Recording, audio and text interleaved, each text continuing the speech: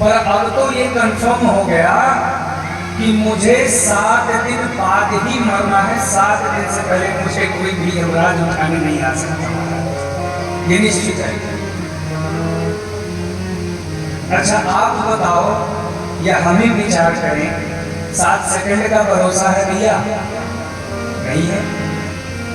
लेकिन राजा परीक्षित ने कहा कि मुझे महात्मा जी ने कह दिया कि 7 दिन में मरना है, तो इसका मतलब अब 7 दिन तो निश्चित मुझे कुछ होने वाला नहीं, ये कंफर्म हो गया। मृत्यु की डेट सुनिश्चित हो गई। अन्यथा यहाँ पे यही विचित्र बात है कि मरने की कोई डेट कंफर्म नहीं बना है। चाहे आप जितने बड़े साधक और महात्मा, चाहे जो भी हो जाए, कोई बहुत बड़े भगवान के भक्त हो, बात अलग है, लेकिन मरने की कोई डेट नहीं। लेकिन राजा परीक्षित जी की मरने की डेट फिक्स है, यूं समझ लो। तो इसलिए ये शाप नहीं है, बल्कि ये शापानुग्रह है। ये महात्मा जी ने हमारे ऊपर अनुग्रह किया है, बड़ी कृपा की है कि कम से कम 7 दिन का समय दिया। क्यों? बोले 7 दिन में मैं अपने आत्म कल्याण के बारे में विचार कर सकता हूँ। बोले 7 दिन में क्या विचार करेंगे आप अपना आत्म? पूरे जीवन में तो आत्म कल्याण कर नहीं सकते। तो 7 दिन में क्या? जन्म जन्म मुनि जतन कराही, अंतराम नहीं आवत ना। जन्म जन्म तक लोग कितना यत्न करते हैं और फिर भी अंतिम स्थिति ठीक नहीं होती महाराज। 7 दिन में क्या करोगे? बोले ऐसा नहीं। सूर्यवंश में एक राजा हुए, खट्वांग नाम के राजा,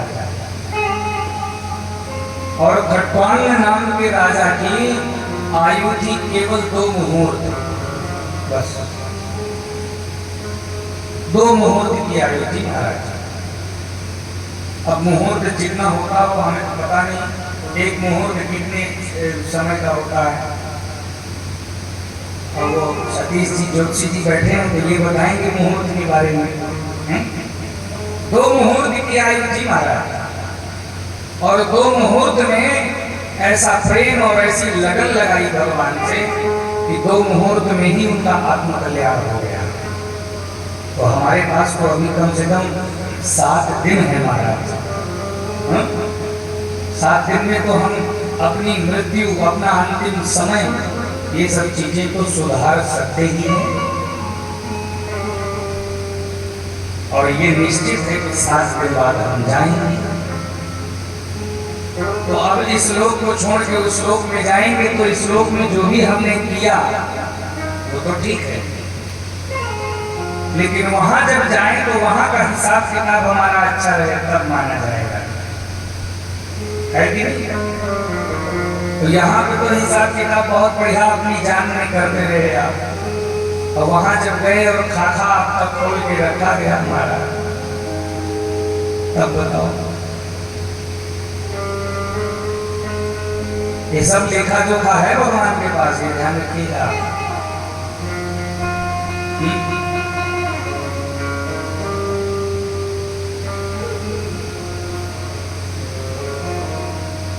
माया के ओ पुजारी, आगे की क्या खबर है? इस घर के और आगे एक दूसरा भी है। केवल यही तक ना सोचो 60-70 तक ना। अगर यहाँ तक सोच रहे हो तो तुम्हारी दृष्टि दूरदर्शी नहीं है, और व्यक्ति को दूरदर्शी बनना चाहिए, अपने आत्म कल्याण के बारे में विचार करना चाहिए महाराज। एक दिन वो यात्रा सबको, देखो आपको यात्रा करनी होती है तो तैयारी करते हो कि नहीं? करते हो ना? करते हो ना? तो यहाँ से अगर उत्तराखंड जागेश्वर महादेव घूमने जाना है तो तैयारी भैया 10 दिन पहले से शुरू हो जाती है। कैसे चलेंगे, टिकट बनवाएंगे, बैग तैयार करेंगे। और मान लो यहाँ से 4 बार तक जाना है तो क्या तैयारी, नहाए धोए, कपड़े पहने, निकलिए। अगर यहाँ से स्विट्जरलैंड घूमने जाना हो महाराज, तब तो 1 महीना पहले 2 महीना पहले से तैयारियां शुरू हो जाती हैं।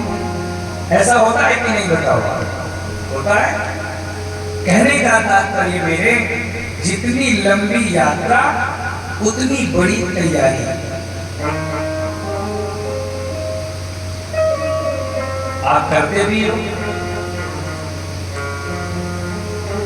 अच्छा, कई बार ये भी होता है कि टिकट वगैरह सब कुछ बनवाए, लेकिन किसी कारणवश हम फिर वहां नहीं जा पाए, तो टिकट कैंसिल करानी, फिर तैयारी कैंसिल करनी, सब कुछ ये भी हो जाता है।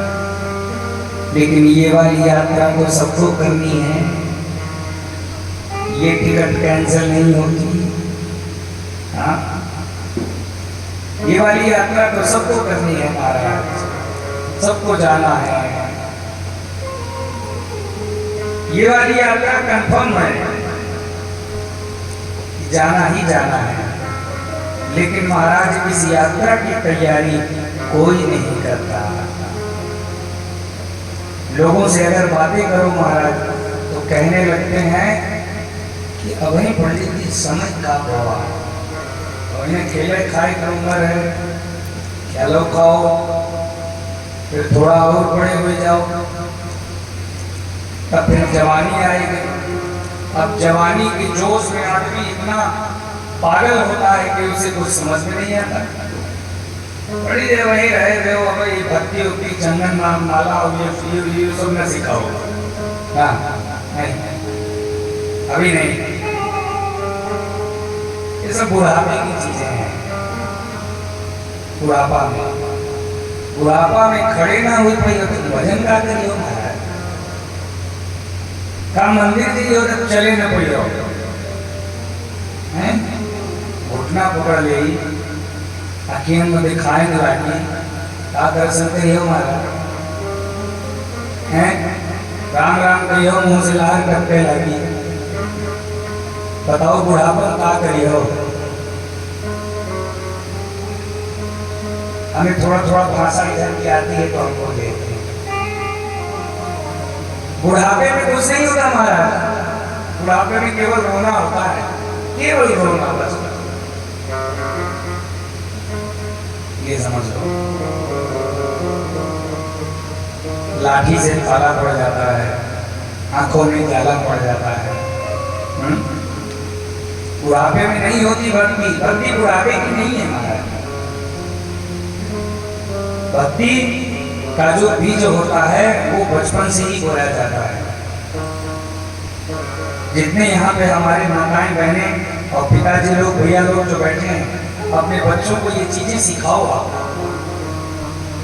चंदन लगाना, माला पहनाना, भगवान के मंदिर में जाना, दर्शन करना, राम राम करना, हाँ, हेलो हाय बाय दुनियादारी सब करो, राम राम नहीं करो, ये सब सिखाना चाहिए।